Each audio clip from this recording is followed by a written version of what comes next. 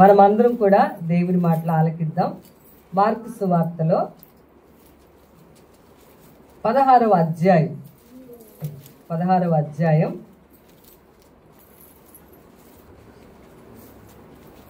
9వ వచనం చదువుతున్నాను. చూడండి, 9వ వచనం.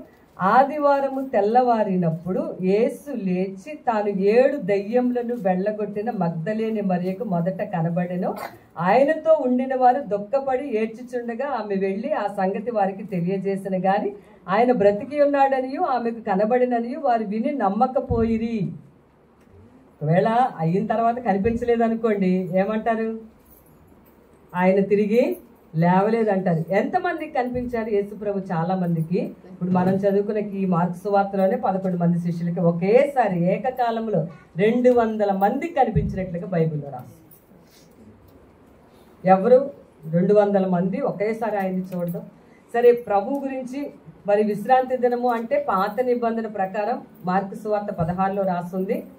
మొట్టమొదటిగా ఈరోజు మన వాక్యం ఏంటంటే, ఫస్ట్ ఎవరికి కనిపించారు అసలు తిరిగి లేచిన తర్వాత? మగ్దలేని మరియ అనే ఆవిడికి కనిపించారు. ఏంటి అంత ప్రత్యేకంగా, అంత గొప్పగా ఆమె జీవితంలో అసలు ఏం జరిగింది? దేవుడు మరి ఎంత అద్భుతమైన విషయం. విశ్రాంతి దినం గడిచిపోగానే మగ్దలేని మరియ అంటే పాత నిబంధనలో విశ్రాంతి దినం అంటే శనివారం. యేసు ప్రభు శిలువ యాగం చేసిన తర్వాత ఇప్పుడు విశ్రాంతి దినం అంటే ఆదివారము. అర్థమవుతుందా అండి? కొంచెం జాగ్రత్తగా మాటలు ఆలకిస్తే విషయాలు ఏంటో కూడా మీరు తెలుసుకోవచ్చు. బైబిల్లో విషయాలు కూడా ఈక్వల్ టు సైన్స్ అనమాట. మీరు ఖచ్చితంగా ఆ విషయాల అవగాహన కూడా మీకు వస్తుంది. సాటర్డే అప్పుడు ధర్మశాస్త్రం ప్రకారం శనివారం అనేది విశ్రాంతి దినం. యేసు ప్రభు శిలువ యాగం అయిన తర్వాత ఆదివారం అనేది విశ్రాంతి రోజు. ఇప్పుడు ఈ రోజు అనుకోండి. సో వీళ్ళందరూ కూడా, వీళ్ళల్లో ఉన్నటువంటి స్త్రీ ఎవరు? మగ్దలేనే మరియ కూడా ఇక్కడ ఉందని ఫస్ట్ పేరు ఎవరి పేరుంది? మగ్దలేనే మరియ పేరే రాస్తుంది. చూడండి, మొట్టమొదటిగా అంతకుముందు 33.5 సంవత్సరాలు భూమి మీద ఉన్నారు. 33.5 సంవత్సరాల్లో 3.5 సంవత్సరాలు యేసు ప్రభు పరిచర్య చేశారు. ఆయన శిలువ యాగం తన ప్రాణం ఇస్తానని చెప్పారు. యెరూషలేముకి గత ఆదివారం వెళ్ళారు. చివరి ప్రయాణం యెరూషలేముకి. అంతకుముందు చాలాసార్లు వెళ్ళారు. అండ్ మరి అక్కడ మట్టల ఆదివారం జరుపుకున్న తర్వాత శుక్రవారం ఆయన ప్రాణాన్ని ఇచ్చిన తర్వాత ఆదివారం నాడు మనం తిరిగి వాళ్ళు వెళ్ళారు అన్నమాట. వెళ్ళేటప్పటికి మొట్టమొదటిగా ఆ పిక్చర్లో ఎవరికి కనిపించారు అని అంటే మగ్దలేనే మరియ. వీళ్ళందరూ పెర్ఫ్యూమ్స్ తీసుకెళ్ళి చనిపోయిన దేహానికి రాయడం యూదుల యొక్క సాంప్రదాయం అప్పటి నుంచి ఉంది కాబట్టి ఇవన్నీ పూద్దామని రాద్దామని వీళ్ళు వెళ్ళారు. అంటే వీళ్ళందరూ ఆయన బ్రతికొండంగా చెప్పిన మాటలన్నీ మర్చిపోయారు. నేను తిరిగి లేస్తానని. ఎందుకంటే ఆయన పొందాం అనుకున్నారు, శరీరం ఉందేమని అనుకుని. అయితే మరి నేను ఈరోజు చెప్పాలనుకున్న మాట చాలా అద్భుతమైన మాట ఏంటంటే, ఫస్ట్ యేసు ప్రభు మగ్దలేని మరియకి కనిపించారు. ఏంటి అసలు? మరి యేసు ప్రభు శిష్యులు పేతురు, యోహాను, యాకోబు, ఇంకా భక్తులు ఎవరు? యేసు ప్రభుతో పాటు తిరిగిన చాలామంది అపోస్తలులు 12 మంది. ఒక అతను చనిపోయాడు అనుకోండి, ఇంకా 11 మంది ఉన్నారు. ఎంతమంది ఉన్నారు? పేతురు ప్రతిసారి యేసు ప్రభు వెనకాల తిరిగిన వ్యక్తి, ప్రతిసారి యేసు ప్రభుతో తిరిగిన వ్యక్తి. యేసు ప్రభు పేతురికి మొట్టమొదటిసారిగా కనిపించాల. యోహాను యేసు ప్రేమించిన శిష్యుడు అని అన్నారు బైబిల్లో, కానీ యేసు ప్రభు యోహానుకు కూడా కనిపించారు. మగ్దలేని మరియకి కనిపించారు.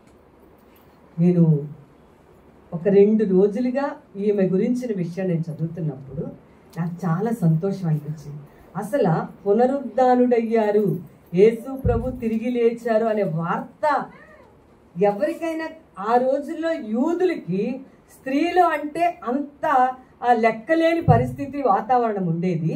కానీ యేసు ప్రభు ఆమె ఎంతగా ప్రభువుని ఆరాధన చేసిందో, ప్రభువుని ఘనపరిచిందో, ప్రభువుని మహిమపరిచిందో తన జీవితం ద్వారా, ఆమెకు ఎంత దైవాత్మతో కూడిన ప్రేమ ఉందో ప్రభు ఎరిగి దేవుడు మొట్టమొదటిసారిగా ఆమెకు ప్రత్యక్షమయ్యారు. దేవునికి స్తోత్రం, హల్లెలూయా. మనం అనుకుంటా పేతురు చాలా భక్తిగా ఉంటాడు, యోహాను చాలా భక్తిపరుడు, వాళ్ళకి కనిపిస్తాడు. యేసు ప్రభు 3వ దినాన్ని లేస్తే వీళ్ళకి కనిపిస్తాడు. కానీ వాళ్ళకి ఎవ్వరికీ కనిపించకుండా మగ్దలా అనే ప్రాంతానికి చెందిన ఒక స్త్రీ, ఆమె పేరు మరియా అనే ఆవిడికి కనిపించారు. ఈరోజు నేను బైబిల్లో నుంచి మరి ఎంతగా ఆమె ప్రభువుని దేవుని యొక్క ఆత్మతో, దేవుని యొక్క ఆ ప్రేమలో ముందుకు, ఆ దైవ ప్రేమలో ముందుకు నడిచిందో మీకు చెప్పాలి. బైబిల్లో మొత్తం 7 మరియలు ఉన్నారు. మొత్తం మరి యేసు ప్రభు తల్లి అయిన మరియా ఉంటుంది కదా, చాలామంది మనం మాట్లాడుకుంటాం. 7 మరియలు ఉంటే వాళ్ళల్లో మగ్దలేని మరియ అనేది చాలా ప్రాముఖ్యమైనటువంటి. వీళ్ళ సొంత ఊరి పేరు ఏంటంటే మగ్దల. గలిలయ ఆ ప్రాంతములో మగ్దల అనే ఊరిలో ఈ స్త్రీ ఉండేది. ఈ స్త్రీ చాలా ధనవంతురాలు. ఎలాంటి ఆమె? ధనవంతురాలు, చాలా ఆస్తిపరురాలట. ఆ రోజుల్లోనే యేసు ప్రభు ఈ భూమి మీద ఉన్న రోజుల్లో ఆమె చాలా ఆస్తిపరురాలని దేవుని వాక్యంలో రాయబడింది. అయితే బాగా వినండి, ఆమెలో 7 దెయ్యాలు ఉన్నాయని బైబిల్లో రాసింది.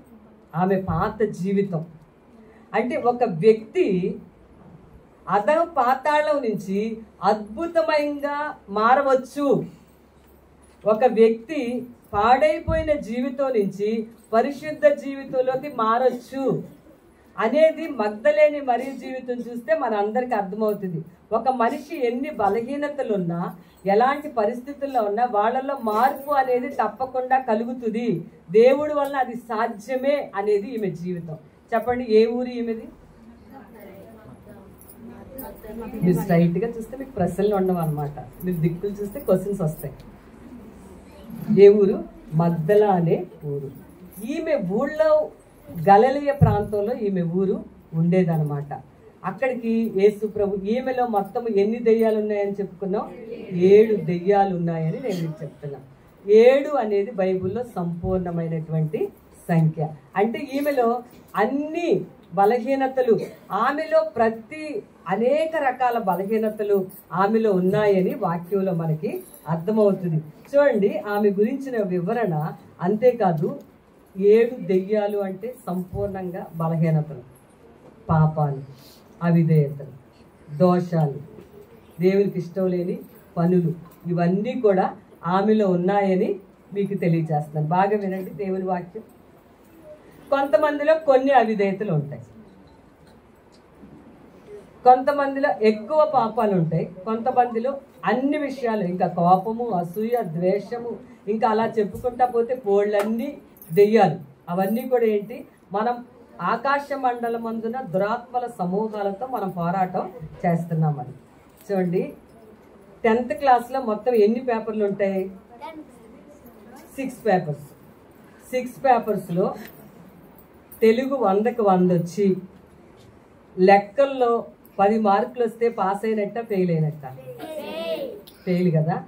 అట్లాగే బాగా వినండి, మన యొక్క జీవితంలో కొంతమందిలో ఎక్కువ, కొంతమందిలో తక్కువ అవిధేయతలు, లేకపోతే తక్కువ పాపాలు, తక్కువ పొరపాటు, లేకపోతే కొంతమందిలో ఎక్కువ పొరపాట్లు ఉన్నా, ఏదేమైనా పొరపాటు అనేది, ఆ అవిధేయత, పాపం ఉన్నదంటే వాళ్ళు ఫెయిల్ అయినట్టే కదా. ఒక సబ్జెక్ట్లో ఫెయిల్ అయినట్టే. పర్వాలేదు, ఒక సబ్జెక్ట్లో కదా ఫెయిల్ అయ్యారు, పర్వాలేదులేండి అనేసి అని అంటారు వాళ్ళు? అనరు. అంటే మనం ప్రతి విషయంలో కూడా దేవునికి ఇష్టంగా ఉండాలనేది. ఈమెకు అన్ని రకాలుగాను బలహీనతలే, అన్ని రకాలుగానే అవిధేయతలే, అన్ని రకాలుగా ఏ రకంగా చూస్తే. అండ్ ఇంకొక విషయం ఏంటంటే, వాళ్ళ ఊరు అసలు సరైన ఊరు కాదని ఉంది. మగ్దల అనే ఊరిలో వేశ్యాలు ఎక్కువ ఉండేవారట. అక్కడ హిస్టారికల్ బ్యాక్గ్రౌండ్లో వాళ్ళ సొంత ఊరి పేరు చూస్తే, మరి ఆమె అలాంటిది అని నేను చెప్పట్లేదు, కానీ ఈమెకు ఎన్నో బలహీనతలు ఉన్నాయి, ఎన్నో అనారోగ్యాలు ఉన్నాయి, ఎన్నో అవిధేయతలు ఉన్నాయి, ఎన్నో పాపాలు ఉన్నాయి. ఆమెను యేసు ప్రభు దగ్గరికి తీసుకొచ్చినప్పుడు ఆమె చూడండి, ఈ అవిధేయతలు, దేవునికి ఇష్టం లేని విషయాలు ఉన్నాయనుకోండి, ఏమవుతుంది? ఏదైనా తప్పు చేసామనుకోండి, వెంటనే భయం వచ్చేస్తామంట. వస్తుందా రాదా? ఏదైనా తప్పు చేయగానే, అంటే ఇంకొకటి ఉంటుంది రండి, వాత వేయబడిన మనస్సాక్షి అని ఉంటుంది, అది వేరే విషయం. మామూలుగా ఏదైనా పొరపాటు మాట్లాడామనుకోండి, అయ్యో అలా మాట్లాడవలసింది కాదు అనిపిస్తూ ఉంటుంది. లేకపోతే ఏదైనా చేసామనుకోండి, అలా ఎలాంటి పని చేయవలసింది కాదు అనిపిస్తూ ఉంటుంది. కానీ ఈమె జీవితం అంతా కూడా పాపాలు. లేకపోతే బలహీనతలు, అవిధేయతలు, దెయ్యాలు 7 ఉన్నాయని రాస్తుంది. అంటే సంపూర్ణంగా అంటే అనేక విధాలైనటువంటివి ఉన్నాయని అర్థం. అయితే అలాంటి ఆమెను ప్రభు దగ్గరికి తీసుకొచ్చినప్పుడు యేసు ప్రభు తన పరిచర్యలో ఆమెను స్వస్థపరిచి మంచి ఆరోగ్యం ఆవిడికి అనుగ్రహించారు. అవన్నీ కూడా వదిలిపోయాయి అనమాట. దేవునికి స్తోత్రం, హల్లెలూయా. చాలా మంచిగా ఉండేటువంటి ఒక వ్యక్తిని నేను చూశాను. అంటే ఎలాంటి దెయ్యాలు దురాత్మలు ఉంటాయో చెప్పమంటారా? బాగా చదువుకున్నారు, ఏదో ఎంఏ పైన ఎంఏ చదివారు, ఒక మంచి పొజిషన్లో మంచి జాబ్ చేస్తున్నాడు. అతనికి ఏంటంటే ఒక భయంకరమైన దెయ్యం ఉందన్నమాట. అతనికి కోపం వస్తే తనకు తనే కొట్టుకుంటాడు. ఎందుకండి అలా? ఇలాంటి వింత వింత మనుషులు ఎంతో మందిని చూస్తూ ఉంటాం. ఎందుకు అలా కొట్టుకుంటాడంటే అదొక దురాత్మ ఉందన్నమాట ఆయనలో, అతనిలో. అలాగే ఎంతో మంది ఎన్నో విషయాలు ఉంటాయి అన్నమాట. ఇవన్నీ కూడా మనలోకి వచ్చి పనిచేయించేవి ఆ దురాత్మలు అనే విషయం, దెయ్యాలనే ఆత్మ అని చెప్తున్నాను. అయితే యేసు ప్రభు దగ్గరకు వస్తే అనారోగ్యాలు ఉంటే అనారోగ్యాలు స్వస్థపరుస్తారు, అవిధేయతలుండి అవిధేయతల నుంచి విడిపించు దేవుడా అని అంటే వాటి నుంచి కూడా దేవుడు స్వస్థత అనేది అనుగ్రహిస్తారు. అందుకే మీకు బాగా వినండి, ఎందుకండి ఇలాగా అని అనుకోవచ్చు. చాలా చక్కటి మాట ఈరోజు కీర్తనల్లో చదువుకున్నాం. దావీదు ఏమంటాడు? 18వ కీర్తన 20వ వచనంలో, నా నీతిని బట్టి యెహోవా నాకు ప్రతిఫలం ఇచ్చెను, నా నిర్దోషత్వమును బట్టి నాకు ప్రతిఫలం ఇచ్చెను. దేవునికి స్తోత్రం, హల్లెలూయా. యథార్థవంతుల ఎడల దేవుడు యథార్థవంతుడిగా ఉంటాడు. నీతిని బట్టి దేవుడు నీకు ప్రతిఫలం ఇస్తాడు. నీ నిర్దోషత్వాన్ని బట్టి, నీ యథార్థమైన మనస్సును బట్టి, నీ యథార్థమైన మాటను బట్టి, నిజాయితీకి కూడినటువంటి నీ హృదయాన్ని బట్టి దేవుడు నీకు మంచి ప్రతిఫలం ఇస్తాడు. వేరొకళ్ళు నేను సరిగ్గా అర్థం చేసుకోకపోయినా దేవుడు బాగా అర్థం చేసుకుంటాడు. దేవునికి స్తోత్రం, హల్లెలూయా. అట్లా ఉన్నప్పుడు దేవుని కార్యాలు మనం చూడగలుగుతాం. అలా లేకపోతే దేవుడు తన కార్యాలు చెయ్యలేడు అని చెప్పి దావీదు మాట్లాడినట్టుగా ఇప్పుడు ఆమెను యేసు ప్రభు దగ్గరకు వచ్చినప్పుడు యేసు ప్రభు ఆమెకు విడుదల అనుగ్రహించారు. మనం కూడా మన జీవితం, ఆమెకు రక్షణ వచ్చింది. మన భాషలో చెప్పాలంటే ఏమొచ్చింది? ఆమెకు రక్షణ. అందుకనే బాప్తీస కార్యక్రమాలు సాయంత్రం ఉన్నాయి. మారు మనసు పొందటం అంటే దేవునికి ఇష్టం లేని జీవితాన్ని వదిలేయటం, దేవునికి ఇష్టమైన జీవితం జీవించడం, అదే మారు మనసు. అలా నువ్వు నిర్ణయించుకున్న తర్వాత బాప్తీసం తీసుకోవచ్చు. ఈమె అది పొందిందని నేను మీకు తెలియజేస్తున్నాను. మొట్టమొదటిగా పునరుద్ధాన సువార్త చెప్పినది ఒక స్త్రీ, మొట్టమొదటిగా యేసు ప్రభు కనిపించింది ఒక స్త్రీకి. ఏంటి అసలు ఈవిడ బ్యాక్గ్రౌండ్ ఏంటయ్యా అంటే కనుక ఇది అసలు ఆమె లైఫ్ స్టార్టింగ్. సో కార్యారంభం కంటే కార్యాంతం ఇంకా బాగుండాలి. నువ్వు ప్రారంభించావు మంచిగా, క్రైస్తవులుగా ప్రారంభించావు, కానీ ముగింపు కూడా అంత బాగా ఉండాలనే విషయాన్ని ప్రేమతో మీకు తెలియజేస్తున్నాను. అందుకే ఎప్పుడు మనం అలర్ట్గా జాగ్రత్తగా ఉండాలన్నమాట. ఈ స్త్రీ మరి ఆ మనశ్శాంతి లేని పరిస్థితిలో నుంచి మనశ్శాంతి తెచ్చుకుంది, దేవుడి దగ్గరకు వచ్చింది. మనశ్శాంతి లేదు, ఆ దెయ్యం పట్టిన శాన అనే అతనికి కూడా మనశ్శాంతి లేదు. యేసు ప్రభువు ఆయనే వచ్చి అక్కడ స్వస్థపరిచారు. ఈమె కూడా స్వస్థపరచబడింది. ఈమె కూడా చాలా భయంకరమైన విషయాలు ఉన్నాయి ఈమెలో. ప్రభు దగ్గరకు రాగానే ఆ యొక్క మనశ్శాంతి లేని పరిస్థితి అంతా పోయింది. ప్రభు దగ్గరికి రాగానే ఒకవేళ ఏదైనా అనారోగ్యం వస్తే దాని నుంచి దేవుడు స్వస్థపరుస్తాడు. ఒకవేళ అనారోగ్యంతో మరణించినా అండి మళ్ళీ మనకు నిత్యజీవం ఒకటి ఉన్నది. మనం ఎప్పుడు ప్రభుతో ఉండే ఒక జీవితం ఉందని కూడా మనం గుర్తుపెట్టుకోవాలి. బ్రతకడం అనేదే గొప్ప కాదు, ఒకవేళ వెళ్ళినా ప్రభు దగ్గరికి వెళ్తాము అనే ఒక నిరీక్షణ ఆమె జీవితానికి వచ్చినటువంటిది అనమాట. అలాంటి పరిస్థితిలో ఆమె జీవితం ప్రారంభించబడింది. అర్థమవుతుందా అండి? ఈరోజు ఎన్నో విషయాలు మన యొక్క జీవితాల్లో ఉండొచ్చు. అవిధేయతలు, అబద్ధాలు, కోపం, అసూయలు, ద్వేషం, పగ పెట్టుకోవడం, అపవిత్రంగా మాట్లాడడం, ప్రవర్తించటం, ఇలా ఎన్నో విషయాలు ఉంటాయి. అవన్నీ కూడా యేసు ప్రభు దగ్గరకు వస్తే ఆ మగ్ధలేని మరేకు విడుదల ఇచ్చినట్లుగా, రక్షణ ఇచ్చినట్లుగా దేవుడు మనకు కూడా సహాయం చేస్తాడు. మనం నిరాశ పడిపోయి నాకు ఇంకా జీవితం లేదులే, ఇంకా నాకు ఇట్లా నేను మారలేనులే అని ఎవ్వరూ అనుకోవాల్సిన అవసరం లేదు. ప్రభు తప్పనిసరిగా ప్రతి ఒక్కరిని కూడా మార్చగలడు. మనకి నమ్మకం ఉంటే ఆయన మారుస్తారు. దేవునికి స్తోత్రం, హల్లెలూయా. రెండవది ఏంటంటే వెంబడించింది, పరిచర్య చేసింది, ఇంకా రక్షించబడింది, ప్రభువుని నమ్ముకుంది. ఇప్పుడు ఏం చేస్తా ఉంది చూడండి. లూకా సువార్త 8వ అధ్యాయం. మీరు అందరూ కూడా బైబిల్స్ చూడండి, పక్కన వాళ్ళకు ఉంటే పక్కన వాళ్ళు బైబిల్స్ చూడండి. లూకా సువార్త 8వ అధ్యాయంలో వెంటనే ఆయన దేవుని రాజ్య సువార్తను తెలుపుచు ప్రకటించుచు ప్రతి పట్టణములోను ప్రతి గ్రామములోను సంచారము చేయుచుండగా 12 మంది శిష్యులను అపవిత్రాత్మలను వ్యాధులను పోగొట్టబడిన కొందరు స్త్రీలను అనగా 7 దెయ్యములు వదిలిపోయిన మగ్దలేనే అనబడిన మరియయు హేరోదు యొక్క గృహ నిర్వాహకుడకు కూజా భార్యకు యోహన్నయు సూజన్నయు ఆయనతో కూడా ఉండిరి.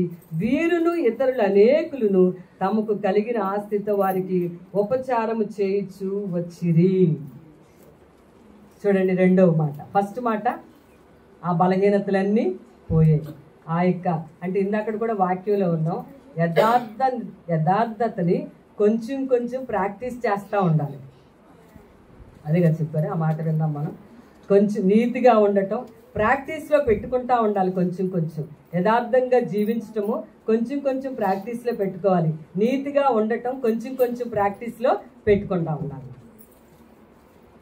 సో అప్పుడు దేవుడు అద్భుతమైన కార్యాలు ఆమె జీవితంలో జరిగాయి. ఇప్పుడు రెండో విషయం ఏంటంటే ప్రభువుని వెంబడించింది, ఉపచారము కూడా చేసింది. రెండోది ప్రభువుని వెంబడించింది. ప్రభువుని నమ్ముకున్న తర్వాత ఎవరిని వెంబడించాలి? మనం ప్రభువుని వెంబడించాలి. మత్తయి సువార్తలో చూడండి 16వ అధ్యాయంలో 24వ వచనంలో, అప్పుడు యేసు తన శిష్యులను చూచి ఎవడైనాను నన్ను వెంబడింపగోరిన ఎడల తను తాను ఉపేక్షించుకుని తన సిలువనెత్తుకొని నన్ను వెంబడింపవలెను. రెండో మాట ఏంటి? వెంబడించింది, పరిచర్య చేసింది. మగ్దలేని మరియ మొట్టమొదటి పునరుద్ధానపు సువార్త ప్రపంచానికి తెలియజేస్తున్న స్త్రీ. గ్రేట్ క్యారెక్టర్ అన్నమాట. కానీ ప్రారంభం అంతా ఘోరమైన ప్రారంభం, తన జీవితం అంతా ఘోరమైన స్థితి. అయితే ఇప్పుడు ప్రభుని వెంబడిస్తూ ఉంది. ఎలాగా యేసు ప్రభు వెనకాల వచ్చింది. ఇప్పుడు మనం కూడా ప్రభుని నమ్ముకున్న వాళ్ళు ప్రభుని ఇక్కడ ఏమని రాసిందంటే, ఎవరైనా నన్ను వెంబడిస్తే తన్ను తాను ఉపేక్షించుకుని సిలువనెత్తుకుని, అంటే తన్ను తాను తగ్గించుకొని సిలువనెత్తుకుని అంటే ఆ శ్రమను భరిస్తూ నీవు నన్ను వెంబడించాలని వాక్యంలో రాసింది. చాలా మంది యేసు ప్రభుని నమ్ముకోవడానికి చాలా ఏంటంటే, ఎవరన్నా నవ్వుతారండి, ఎగతాళి చేస్తారండి, మా బంధువులు ఏమైనా అనుకుంటారండి. యాక్చువల్గా నీకు సహాయం కావాల్సినప్పుడు వాళ్ళు ఎవరు రారనుకోండి, అది వేరే విషయాలు. ఏమైనా అంటారండి అనేసి అనుకుంటా ఉంటారు. మిమ్మల్ని ఎప్పుడైనా మీరు ఒక ప్రశ్న వేసుకోండి, మీరు యేసు ప్రభువుని నమ్ముకుంటేనే మీకు శ్రమలు రావటం కాదు, నమ్ముకోకపోయినా భూమి మీద ప్రతి వాళ్ళు ఏదో ఒక శ్రమల్లో, ఒకటి కాదు అనేక శ్రమల్లో ఉంటానే ఉంటారు కదా. కానీ నువ్వు సిలువను ఎత్తుకొని అంటే నీ శ్రమను నువ్వు భరిస్తూ నువ్వు దేవుణ్ణి అడిగితే ఆ శ్రమలో దేవుడు నీకు విడుదల ఇచ్చి సంతోషం ఇస్తాడు. ఎందుకంటే నీలో ఉన్నవాడు లోకంలో ఉన్నవానికంటే గొప్పవాడు.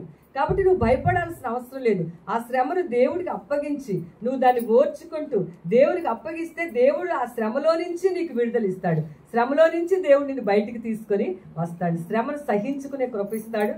శ్రమను నుంచి బయటికి తీసుకొచ్చే కృప కూడా దేవుడే నీకు ఇస్తాడు. ఆ శక్తి ఇస్తాడు, ఆ బలం ఇస్తాడు, తగ్గించుకోవడం అనేది నేర్పిస్తాడు. దేవుని స్తోత్రం, హల్లెలూయా. ఏమి నేర్పిస్తాడు దేవుడు?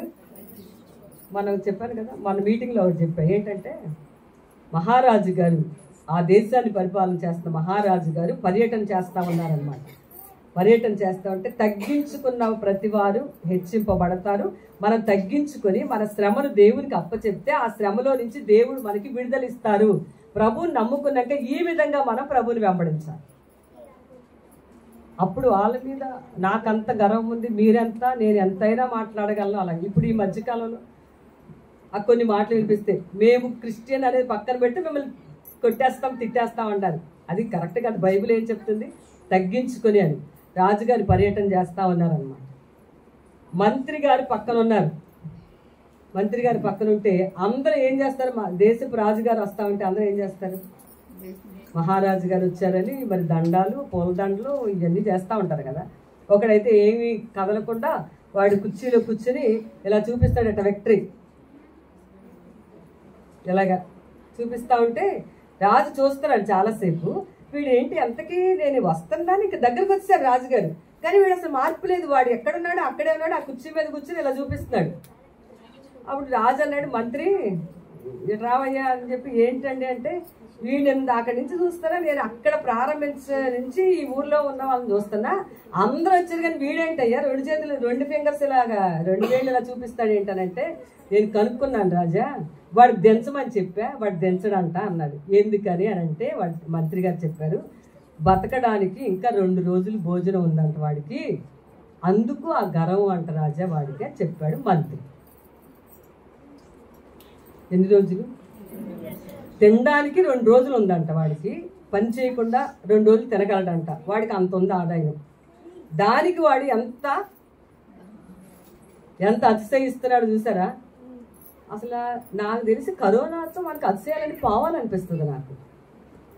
కరోనా దెబ్బకి అంటే మా కోట్లు ఉన్నాయని అంటే కోట్లు అమ్మి ఫీజులు డాక్టర్స్ ఫీజు కట్టేసారు, వాళ్ళు బతకలేకపోయారు. అలా బోర్డంతా పోగొట్టేసుకున్నారు. కాబట్టి వీడికి 2 రోజులు తినడానికి ఉందని చెప్పి వెంటనే చూపిస్తున్నాడు. అందరికి దిగట్లేదు, అంతకీ కూడా కిందకి. అతిశయాలన్నమాట. అవి వద్దు అంటున్నాడు దేవుడు. ఆయన వెంబడించేటప్పుడు తగ్గించుకోవాలని చెప్తున్నారు. అండ్ ఇంకా ఏం చెప్తున్నారు? నన్ను వెంబడించండి అని చెప్తున్నారు. శ్రమను నాకు అప్పచెప్తే ఆ శ్రమలో మీకు విడుదల ఇస్తాడు. ఆ పెద్ద రాయిని చూడండి, అమ్మో రాయి ఉంది అనుకుంటా వెళ్ళారు. వెళ్తే ఏమైంది? రాయి పక్కకు పడేసి ఉంది. అంటే ఏంటి? ఆ శ్రమ నుంచి దేవుడు ముందే నీకు విడుదల ఇచ్చాడు, నువ్వు కన్నులు ఎత్తాలే గాని. కాబట్టి ఈమె వెంబడించింది. అలా దేవుని పిల్లలు వెంబడించాలి. ఆమె పరిచర్య చేసింది యేసు ప్రభు. ఆమె దేంతో పరిచర్య చేసింది? ఆమె నేనేం చెప్పాను? ధనవంతురాలు. చెప్పండి, ఆమె ఏంటి? మళ్ళీ చెప్పండి. ఆ రోజుల్లో ఏ ఊరు ఆమెదు? మగ్దలా ఉన్నటువంటి ఈ స్త్రీ చాలా ధనవంతురాలు. తనకున్న ఆస్తి అంతటిని దేవుని రాజ్యం కొరకు వాడింది. యేసు ప్రభుతో తిరుగుతూ అపోస్తులతో స్త్రీలు పురుషులు కలిసి యేసు ప్రభు పరిచర్యలో వెళ్ళినప్పుడు ఈమె తన యొక్క డబ్బు, తన యొక్క వస్తువులు, తన యొక్క వాహనము, తనకున్నటువంటి వెండి, తనకున్న బంగారము, దేవుని రాజ్య సువార్తకు తన యొక్క సమయము, తన యొక్క ప్రతిదీ కూడా దేవుని రాజ్యానికి ఉపయోగపడడానికి ఆమె ముందుకొచ్చింది కృతజ్ఞతతో. దేవునికి స్తోత్రం. హల్లెలూయా. ఒక గంట సేపు చర్చిలో కూర్చున్నాం అనుకోండి, అబ్బా ఎప్పుడు టైం అయిపోద్దో, ఎప్పుడు వెళ్ళిపోవాలో అని చూస్తాం కదా. యేసు ప్రభు వెనకాల ఎందుకు పునరుద్ధానుడైన యేసు ప్రభు ఫాస్ట్ ఆమె కనిపించారు. అసలు ఆమె త్యాగం ఎలా ఉందో చూడండి. ఆమె ఎంత త్యాగం అంటే, ఎంత కృతజ్ఞత అంటే, ఆమె తనకున్న దాన్ని లోకం కోసం ఖర్చు పెట్టల. దేవుడి కంటే ఎక్కువగా ఎవరికైనా దేనికైనా మీరు ఏదైనా చేస్తే అది ఆయాసమే, దుఃఖమే. అమ్మ నా మాట విన్నారమ్మా? దేవుని కంటే ఎక్కువగా ఎవరికైనా దేనినైనా చేస్తే అది మీకు ఆయాసము, దుఃఖంగా మిగులుతుంది. కాబట్టి చాలా జాగ్రత్తగా ఉండాలి. ఈమెయితే లోకం కోసం ఖర్చు పెట్టకుండా దేని కొరకు ఖర్చు పెట్టింది? తన వస్తువులు, అంటే కంప్లీట్గా యేసు ప్రభుతో పాటే తిరిగింది ఆమె 3.5 సంవత్సరాల పరిచర్యలో. అది గుర్తుపెట్టుకోండి మీరు. ఆమె ఇంట్లో ఉండి ఫ్యామిలీ అసలు ఇక్కడెక్కడ రాయలా, ఫ్యామిలీ ఇష్యూస్, పిల్లలు ఇవేమి రాయలా, ఓన్లీ ప్రభుతో సేవ చేసిందనే రాశారు. దేవుని రాజ్య సువార్త పనిచేసింది. దేవుని స్తోత్రం. హల్లెలూయా. మరి మనం కూడా చేస్తున్నామా ప్రభు యొక్క సేవ? మనం చాలాసార్లు ప్రార్థన చేస్తాం, దేవా దివ్వు, ఈ దివ్వు దేవా, దివ్వు దేవా అని అంటాం. కానీ మనం దేవునికి ఏమైనా ఇచ్చామో లేదు. శిలువ యాగం దగ్గర ఒక మాట ఉంటుందండి, నేను నీ కొరకు ఇది చేస్తా, నువ్వు నా కొరకు ఏం చేస్తావు. కొంతమంది దేవుడు నాకు అది చేయలేదు, ఇది చేయలేదు అనుకుంటారు. కొంతమంది అది దేవా, ఇది దేవా అంటారు. కానీ మనం ఎంత ఇచ్చాము, ఏమి ఇచ్చాము? ఒక సమయము, అది ఏదైనా సరే, తలాంతులు, లేకపోతే ధనము, లేకపోతే వాహనాలు, వస్తువులు, అవి ఏవైనా సరే ప్రభుకి మనం ఇచ్చే పరిచర్య ఇవ్వడం అనేది అది ప్రేమ ఉంటేనే చేయగలుగుతారండి. ప్రేమ లేకుండా ఎవ్వరు కూడా చెయ్యలేరు. యేసు ప్రభుకి అంత ప్రేమ ఉండబట్టి మన అందరి కొరకు తన ప్రాణాన్ని ఆయన ఇచ్చారు. దేవునికి స్తోత్రం. హల్లెలూయా. ప్రాణం ఎంతో మంది మీతో అని ఉంటారు, మీరంటే నాకు చాలా ఇష్టం అని. మీరు కూడా చెప్పుంటారు చాలామంది, మీరంటే నాకు చాలా ప్రేమ, ప్రాణం అని. మీరు లేకపోతే బ్రతకలేదని ఇలాగ ఎన్నో డైలాగులు మీరు వింటారు, మీరు చెప్పుంటారు.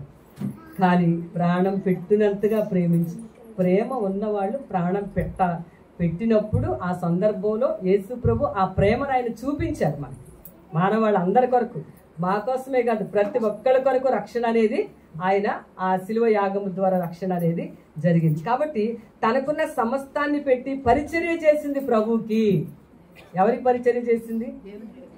నేను చదువుతున్నప్పుడు ఇప్పుడు ఆమె ఉంది, పలానా పూట తింది, పలానా పూట అది చేసుకుంది, పలానా పూట ఈ చీర కట్టింది, పలానా పూట ఎలా నగలేసింది, పలానా పూట ఎలాగా తిరిగింది, పలానా కారు ఎక్కింది, కారు, ఇవన్నీ బైబిల్లో రాస్తున్నాయండి? మిమ్మల్ని అడుగుతున్నాను ఒక ప్రశ్న, రాస్తున్నాయా బైబిల్లో? మరి ఏమి రాస్తుంది? దేవుని రాజ్య సువార్త కొరకు చేసిందే రాస్తుంది. ఉపచారం చేసింది చూసారా, ఆ విషయం రాస్తుంది ఇక్కడ. అంటే దేవుడు దాన్ని లెక్క కడతాడు అనే విషయాన్ని మీరు జ్ఞాపకం చేసుకోవాలి. దేవునికి స్తోత్రం, హల్లెలూయా. ఇంకొక విషయం ఏంటంటే, యేసు ప్రభు సిలువ వేసినప్పుడు ఆమె ఉంది, ఆయన పాతి పెట్టబడినప్పుడు ఉంది, ఆయన మరణంలో కూడా ఆమె ఉంది. అమ్మా కలిపేసి ఇటు వచ్చి కూర్చోవాలి, మీరు డోరేసేయాలమ్మా.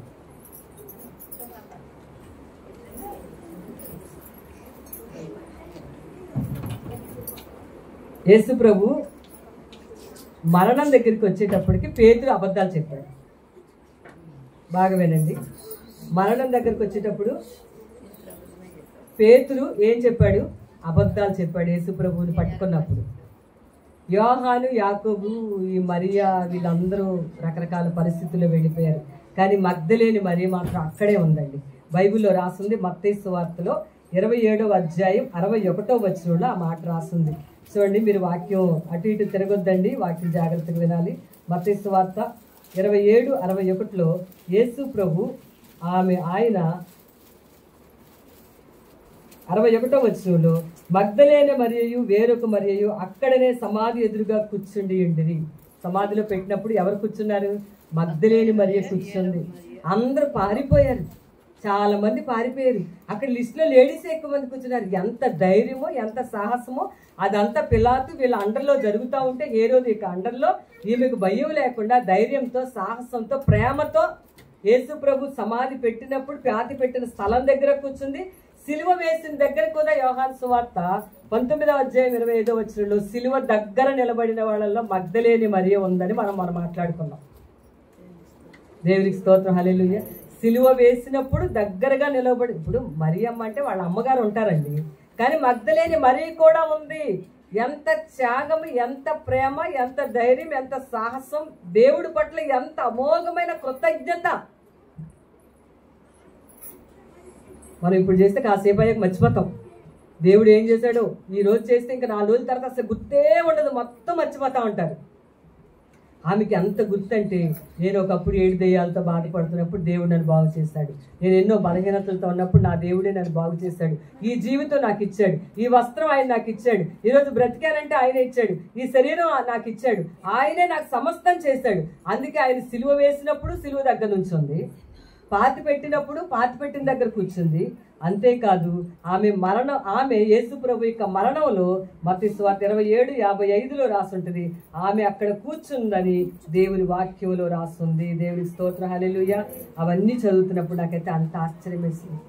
ఏడు పేతురు, ఎక్కడ యాకోబు, ఎక్కడ మత్తయి, వీళ్ళంతా శిష్యులు, అపోస్తలులు, ఎవరు వాళ్ళ లిస్ట్ ఇక్కడ కనిపించట్లా.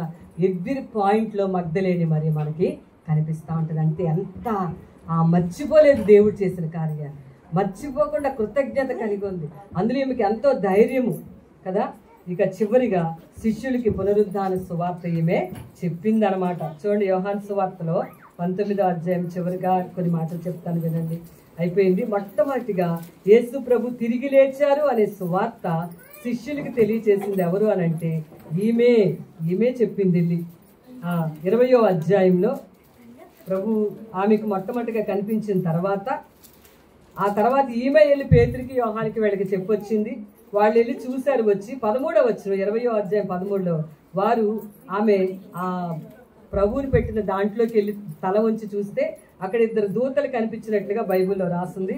అమ్మ ఎందుకు ఏడుస్తున్నావు అమ్మా అని అడిగితే, నా ప్రభువుని ఎవరో ఎత్తుకొని పోయారని ఏడుస్తున్నాను అని అన్నాను. ఎందుకంటే అక్కడ వస్త్రాలే వేస్తున్నాయి కానీ యేసు ప్రభు అక్కడ లేరు. ఎందుకంటే ఆయన ముందే వెళ్ళారని నేను మీకు చెప్పాను. అప్పుడు యేసు ప్రభు కూడా 15వ వచనంలో యేసు, అమ్మా ఎందుకు ఏడ్చుచున్నావు, ఎవరిని వెతుకుచున్నావు అని అడిగితే ఆమె తోటమాల అనుకొని ఏం చెప్పిందంట, తోటమాలే అనుకుని, అయ్యా నా యేసుని ఎవరో.